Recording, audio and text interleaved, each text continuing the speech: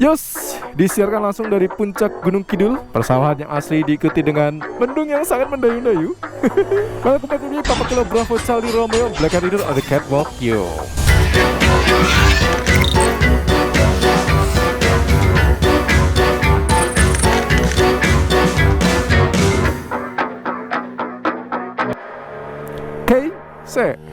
Berisik amat. Yaps, hari ini saya mau pergi ke kantor ya sebenarnya. Dan ini tadi berhenti karena tadi sempat hujan yang cukup lebat. Jadi semuanya harus dilepas dan bermantel-mantel ria. Let's go. Oke, sudah siap? Ya, jadi di video kali ini saya akan mereview setelah pemakaian kurang lebih 5 tahun CBX saya ini. Saya beli di tahun 2021 kemarin ya. Jadi sekarang sudah terhitung 21, 22, 23, 24, 25, 26. Ya, 5 tahunnya besok September. Betul, besok September. Aduh, hujan lagi ternyata guys. Cuaca sangat tidak mendukung kali ini. Di 5 tahun terakhir ini banyak sekali perubahan yang dirasakan. Jelas itu ya, namanya juga motor ya.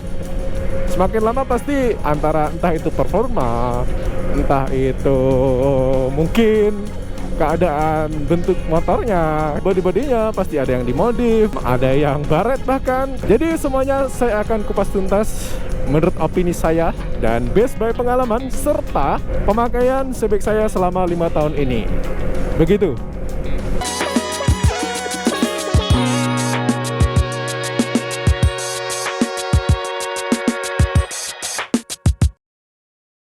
Oke, untuk 5 tahun belakangan ini saya akan mereview mesin dulu mungkin. Yaps, beberapa kerusakan yang sudah saya alami ya, dan mungkin ada penggantian spare part dan sebagainya yang berkaitan dengan mesin lah pokoknya. Itu tidak cukup banyak ya. Mungkin karena pemakaian juga yang tidak terlalu sering ya. Jadi memang motor ini saya pakai cuman ketika touring jauh, terus main sama teman-teman, terus juga pergi kantor itu pun 1 minggu sekali, mungkin 2 kali gitu, 1-2 kali. Dan beberapa kerusakan yang sudah saya alami, jelas yang pertama itu adalah klotok-klotoknya. Ya, nggak klotok itu nggak asik K56 tuh coy. Asli. Jadi minus dari mesin K56 ini adalah di klotok-klotoknya. Unit teman-teman itu berbeda-beda ya, kapan dia bunyi klotoknya. Mungkin bisa di awal baru beli mungkin langsung klotok-klotok ada. Sudah jangka waktu 3 bulan atau 4 bulan itu klotok-klotok juga ada. Mungkin juga akhir-akhir atau pemakaian sudah jangka waktu panjang klotok-klotok juga ada. Dan itu base-nya bukan dari pemakaian aja ya. Mungkin dari unitnya juga bisa dapat unit yang mungkin tidak hoki gitu. Karena memang banyak di case di grup Facebook gitu ya. Ini yang rame di grup Facebook soalnya. Itu banyak yang kejadian seperti itu guys. Nah, di motor saya ini atau di Tutus ini, alhamdulillahnya itu dia di pertengahan. Di pertengahan. Jadi awal-awal beli itu jadi tidak merasakan apa itu yang namanya klotok-klotok. Dan klotok-klotok itu sangat kaget ya. Apalagi saya baru pertama punya motor kopling gitu ya. Dan bunyi ini langsung sharing ke sana sini, tanya sana sini gitu. Dan ternyata ya penyebabnya adalah transioner itu sendiri begitu. Dan itu tidak terjadi di CBX saja ya. Pokoknya yang mesin K56 itu loh tidak bermasalah ya, karena bisa disembuhkan dengan penggantian spare part punyanya tensioner, punyanya Karisma. Dan itu dulu tuh sudah saya ganti dan sampai sekarang masih awet alhamdulillah.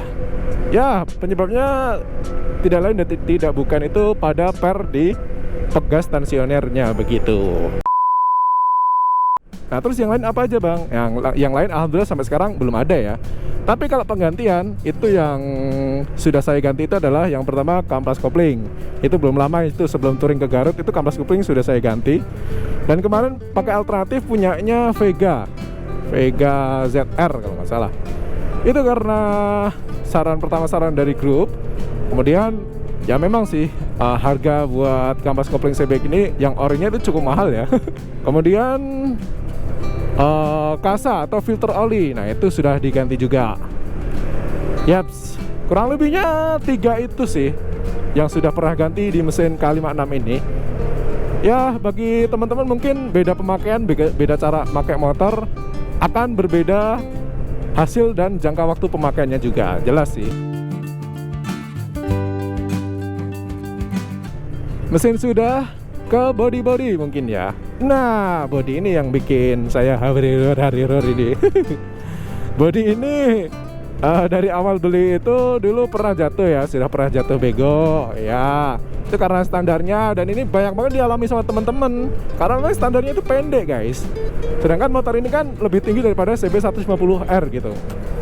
Itu yang membuat kalau ditaruh di jalan atau tempat yang agak miring itu bisa roboh, rawan roboh gitu loh, apalagi tempat ambles gitu.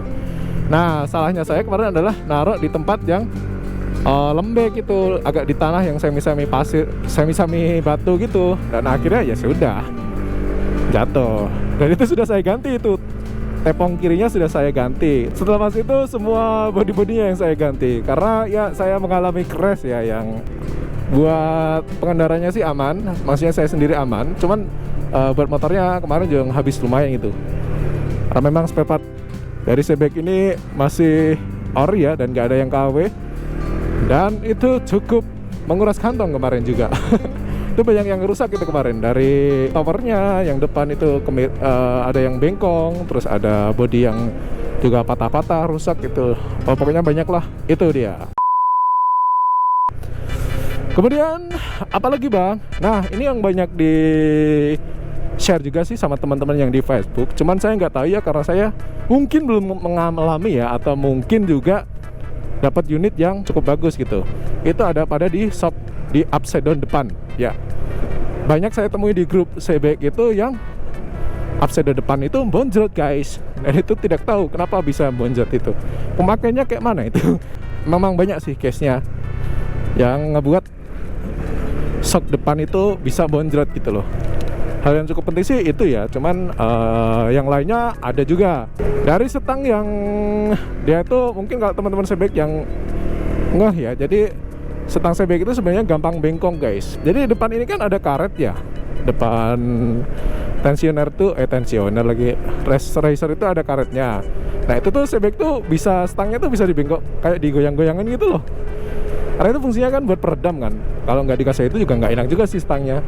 Nah itu tuh gampang bengkok-bengkok juga. Kadang banyak kasusnya yang ini kenapa stangnya bengkok. Nah itu awal saya temuin kasus di Facebook itu guys. Dan ini punya saya pun juga kadang juga sering mengot gitu loh. Tapi dilurusin juga gampang aja, walaupun kayak aneh ya, kayak sepeda aja ngelurusin gitu. Ngelurusin stang motor kayak sepeda. Yang depan ditahan pakai kaki terus dibelokin gitu. Ya, terus minus yang lainnya mungkin lebih ke general ya.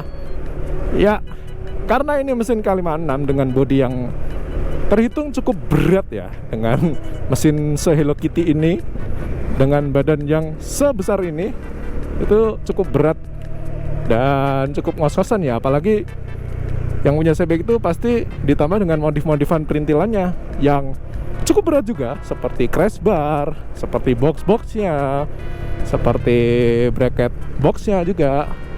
Nah itu yang membuat tenaga si Sebek dengan mesin K56 ini semakin ngos-ngosan guys. Dan itu ya menurut saya sih wajar ya, karena kalau kata pepatah itu, apa yang Anda harapkan dengan mesin 150cc gitu loh, dibuat touring lagi dengan bodi sebesar ini lagi. Oke, kemudian untuk minus yang lainnya adalah ada pada prowling. Nah ini juga ini yang nggak awet jelas si bearing ya. Si bearing itu gampang banget buat soaknya atau rusaknya ini, yang mengakibatkan kalau misalkan nggak diganti itu shocknya tidak main gitu, pantulannya tidak main, tidak enak lah pokoknya begitu. Kemudian alternatifnya ya diganti dengan bearing yang baru begitu. Kemudian ada alternatif lagi, menggunakan berbahan teflon gitu. Nah untuk keduanya itu ada plus minusnya guys, dan itu mungkin akan saya bikin di video lainnya ya, tentang soal per bearing-bearingan prowlingnya, karena saya sudah pernah menggunakan keduanya, yaitu antara bearing bambu dan bearing yang pakai teflon begitu. Oke, kalau tadi kan pembahasan sudah ke minus dari pemakaian CBX selama 5 tahun ini. Sekarang plusnya dong, ya dong. Habis minus-minusnya itu harus kita jelaskan juga plusnya pakai motor ini itu apa gitu. Yang pertama, oke, dari look jelas ya, ini motor kelihatan moge look ya. Kelihatan moge look. Walaupun ya mesinnya ya kembali lagi ke halal minus tadi. Jadi bagi orang yang nggak tahu pasti akan banyak pertanyaan di jalan. Apalagi yang sering saya temui adalah pertanyaan dari tukang parkir. Mas, mesin berapa cc mas? Gue jawab aja 1500 cc. Tidak dong, kalau orang yang paham mesin pasti juga tahu sih. Plus yang lain adalah upside down-nya. Kenapa upside down-nya bisa menjadi poin plus dari CBX ini? Ya karena empuk guys. Ini sudah diakuin banyak orang sih. Kalau shock CBX ini memang empuk banget sih. Itu bahkan ada bengkel di tempat saya yang nyobain ini ya. Orang bengkel sama CRF aja masih empukan ini gitu loh. Itu opini mereka juga loh ya. Dan saya juga dengerin dari mereka juga. Dan saya juga nyobain CRF-nya juga. Dan saya juga ngerasain hal yang sama juga gitu. Ternyata lebih empukan ini ya. Gak tahu ya kenapa bisa begitu juga. Tidak tahu. Kemudian apalagi wirid pol. Asli, ini no debat sih. CBX ini bensinnya tuh irit banget asli. Bisa sampai 1:50 guys. Asli, 1:50 itu pemakaian kayak motor Matic guys. Matic Beat guys. Atau kalau nggak Supra guys.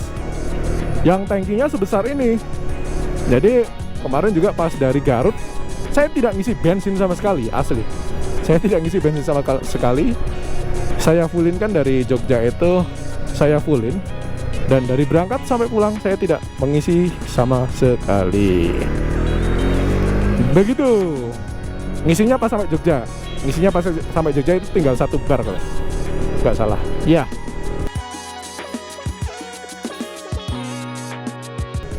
Oke, poin plus yang lain lagi apa bang? Keawetan mesinnya. Ini secara general, keawetannya secara general. Dalam artian ya seperti Honda pada umumnya gitu loh. Bahwa K56 ini minusnya ya tadi sih, klotok-klotok itu. Terus yang kalau banyak case yang saya ketahui itu ya cuman itu sih di CBX ini. Kebanyakan itu. Kalau ada yang lain ya mungkin lagi nggak oke itu aja sih. Oke, dari plus minus yang sudah saya jabarkan tadi, CBX ini dengan harga 30-an juta ya, kalau beli baru ya, sudah cukup gitu loh. Balik ke statement tadi, apa yang Anda harapkan dengan harga 30 juta plus mesin 150 cc gitu loh. Jadi ya, unitnya kalau menurut saya sih sudah sesuai harga ya. Sudah sesuai harga dan sesuai dengan spesifikasi yang didapat gitu. Jadi cok gitu loh. Istilahnya begitu. Walaupun memang dari beberapa lini ya CBX itu memang kalah ya. Untuk speed misal, untuk speed jelas. Karena ini kan bukan motor speed ya. Jadi ya kalau mau kenceng ya jangan beli ini begitu. Karena ini didesain untuk kenyamanan begitu. Yes, begitu guys. Kurang lebihnya bagi teman-teman yang mungkin mau beli unitnya ya silahkan. Tapi ya hal negatif yang sudah ada di motor itu jangan terus di gersuloni gitu loh. Jadi ya harus sadar diri lah. Oke, jadi begitu guys sedikit video saya mengenai CBX saya ini, pemakaiannya. Mungkin banyak teman-teman yang nanya juga spesifikasi modifan CBX ini apa. Itu akan saya bahas di video selanjutnya juga. Jadi terima kasih yang sudah nonton video saya. Sampai jumpa di konten selanjutnya. And from the sky high, this is Black and Video. Sayonara. Bye bye. Nah ini hal positif yang lain lagi dari CBX ini adalah, coba lihat teman-teman. Kan? Si? Jadi naik polisi tidur itu berasa naik tidur gitu. Loh, ada polisi terantau karpet. Nanti ada polisi terantau gila.